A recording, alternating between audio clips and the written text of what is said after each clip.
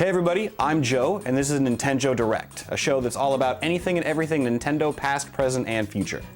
Now, there's a lot going on in the world of Nintendo right now, but nothing is bigger than Amiibo.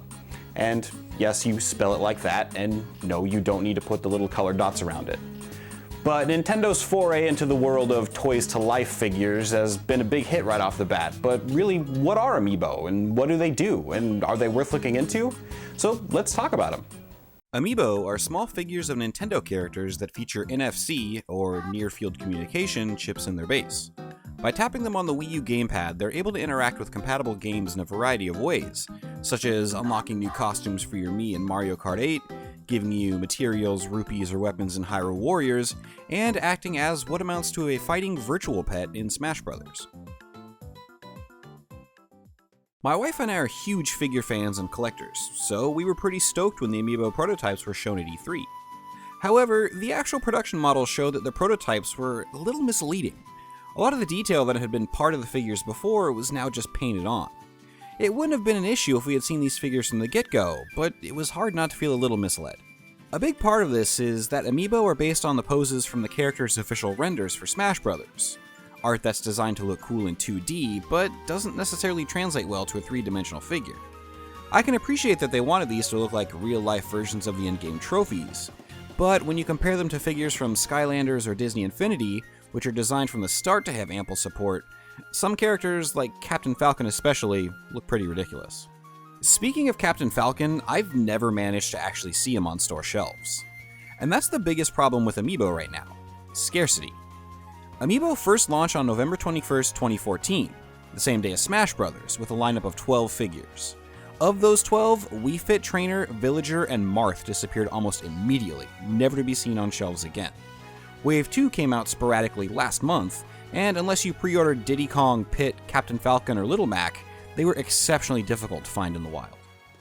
Now, Nintendo's been pretty dodgy about whether or not some of these rare Amiibo are going to be getting a second production run, but honestly it's probably not a priority since they have 11 new figures coming out in February. The problem is, with all this panic about scarcity and not knowing which Amiibo are going to be disappearing quickly, they've become a prime target for scalpers who are looking to just scoop up inventory and then jack up the price online. Marth alone can go for over $100 on eBay. Now, Nintendo has put out some casual statement about maybe some kind of card with Amiibo functionality in order to make up for some of these figures that are disappearing, but if you ask me, that's a terrible option.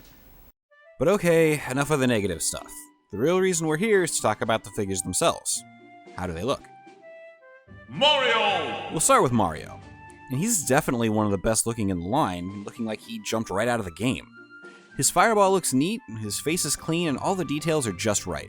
Plus his pose actually works well for a figure. Peach! Peach also looks pretty good, despite the obvious step down from her E3 prototype model. There's a lot of detail in her dress that still looks pretty nice, and her face actually looks correct.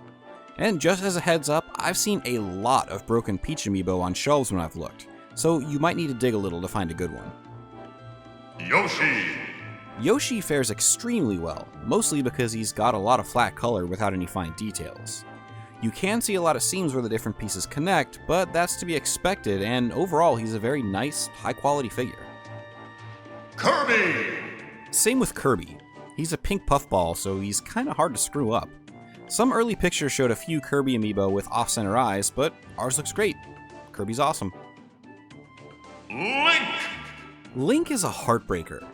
His figure has a ton of fine details, and I don't even mind his yellow stand that much, but the pose angles him in such a way that you can't even see his face. A lot of Link Amiibo I've seen are cross-eyed, so be sure to look for one with a nice paint job. I wish they had done better by him, but he works with every game so far, so he's one you'll want to grab regardless. Fox! I really wanted the Fox Amiibo, even though I'm not really a huge fan of him in Smash Bros. He has a lot of small details, but I think they all translated very well into a figure of this size. A lot of people take issue with his blue support pieces, but I think they look kinda cool and make it look like he's floating in space or something. He's got a lot of different details and textures, and while I've seen some on store racks with bad paint errors, I think the one I grabbed looks pretty good. Wii Fit Trainer! Wii Fit Trainer looks great, despite the ugly clear cast holding her on the base. Her pose looks cool, but there are lots of other yoga poses they could have used that would have made her more secure and still look nice. Still, the Wii Fit logo on her top is clear, and without any other fine details, she looks good overall. Villager. Villager also benefits from having a simple geometric design with flat colors. His eyes are a tiny bit too far apart, so he looks slightly off model though. He also has a couple of clear supports attaching him to the base, but they're under his feet, so they're not too much of a distraction. Marth has probably the most noticeable step down from his E3 prototype. His face and head shape are completely different, and his sword isn't nearly as solid as we were led to believe. Still, the figure has a lot of detail that looks more or less correct, and the pattern on his cape is impressive. Luckily, our Marth figure doesn't have the derpy face or bendy sword like some others I've encountered. Pikachu! Pikachu would be a hard one to get wrong. He looks just like most other Pikachu figures. I want to make little blue goggles for mine, since whenever I play as Pikachu, that's the costume I choose.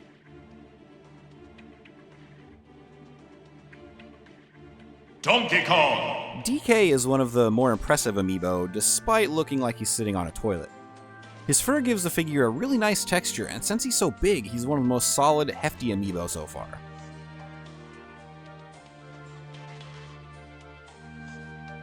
Diddy Kong!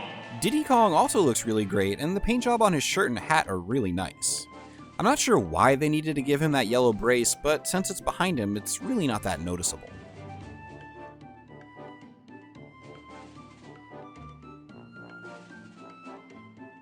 Zelda. Zelda looks slightly off model from her in-game design, but she fits the amiibo style well.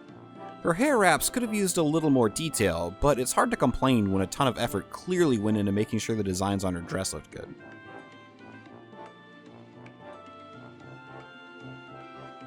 Little Mac. Little Mac is a favorite of mine, mostly because I'm just so excited to finally have a figure of one of my favorite Nintendo characters. He looks spot on as far as his character model goes. He's definitely one of the best in the entire series. Pit. And Pit is also one of my favorites. He's been one of my favorite characters to play as since Brawl, and he makes the transition to amiibo really well despite having so much detail in his tunic lining and wings. He looks fantastic, but the only problem is he feels really frail. I'm afraid I'm going to break his wings off or something if I don't hold him by the base. So, we know the figures look nice, and issues with poses aside, they're pretty well made, and the small issues that they do have are pretty common for these mass-produced toys-to-life figures. But now we know that they look nice on the shelf, but what else can we do with Amiibo? How do they interact with the games? There are 3 games that currently support Amiibo: Hyrule Warriors, Mario Kart 8, and Super Smash Bros. While Hyrule Warriors and Mario Kart 8 just use them for in-game unlocks, Smash Bros. Actually uses the figures in a tangible way. When you first tap an Amiibo on the gamepad, you'll register it to a Mii owner and give it a nickname. I like to get creative with these. After that, they work a lot like regular custom fighters. You can customize their special moves and give them equipment to boost their stats, but unlike regular custom fighters, the equipment you give them is actually consumed and gone forever. You'll really need to plan out which stats you want to focus on for each Amiibo. From there, your Amiibo can act as a computer-controlled character in Smash mode. You don't control your Amiibo, but that's okay, because the implementation they went with is way more fun. As your Amiibo participates in fights, they'll level up with a level cap of 50, getting stronger all the way. The coolest thing about them is that they're always learning. As they fight against different characters, they learn how to best deal with them, so it's important to make sure they have a variety of opponents to battle against. Even when they hit level 50, they don't stop learning, so there's always room for them to grow.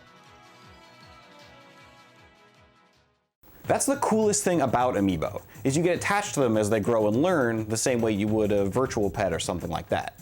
And it's important to fight against them as the same character so they learn your fighting style.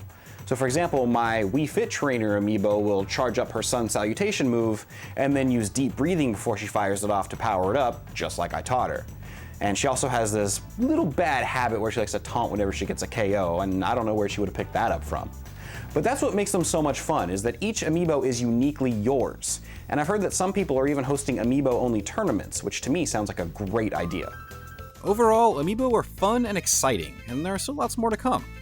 Of course, the supply issue really puts a damper on the entire experience, but the best advice I can give you is to pre-order the figures you want as soon as you can.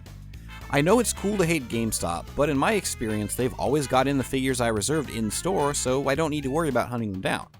Amiibo are only going to get more and more popular, so do your best to track down your favorites. And that's all for this episode of NintenJoe Direct. Thanks for watching.